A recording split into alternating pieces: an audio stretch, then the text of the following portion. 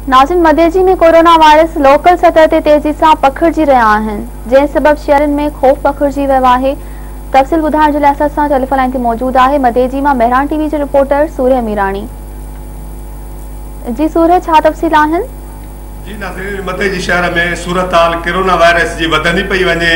7 case अॻ में थी विया आहिनि 10 ॾींहंनि जे दौरान, जंहिंजा सैंपल उनजे फैमिली जा वठण खां पोइ सईद पठाण जे घर जी न्याणी नंढड़ी आहे वीचारी मासूमा शुमाइला, इन खां पोइ सादिला हकड़ो जी हकड़ा महला में जेको आहे उनजी न्याणी मासूमा उहा बि जेको आहे मुब्तला थी वई आहे।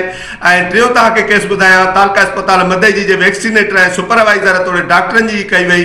15 मौजे जी हिकिड़ी जेको आहे सुपरवाइज़र आहे सजाद पवर, जंहिंजी पॉज़िटिव अचण खां पोइ उनजे फैमिली जा अॼु जुदा वरिता पिया वञनि, जंहिंजा केस जेको आहे वधंदे जेको आहे 7 मां 10 थी वियो। उन खां पोइ जेको आहे इलाइक़े में सूरत हाल ख़ौफ़ वारी आहे।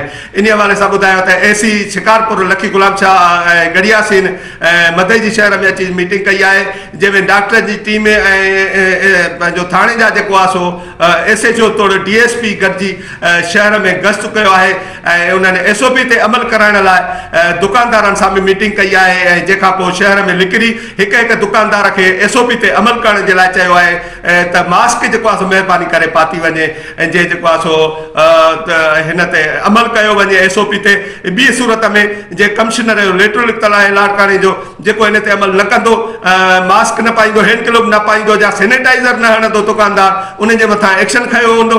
3000 पेनल्टी आहे ऐं 6 महीना जेको आहे जेल आहे। उन सां गॾु तव्हांखे इहो ॿुधायल शहरनि जेको आहे जो आहे बिल्कुलु असां मुकमल तौर हिन वक़्तु जेको कारोबार हलाए रहिया आहियूं उहो डिस्टेंस सां हलाए रहिया आहियूं।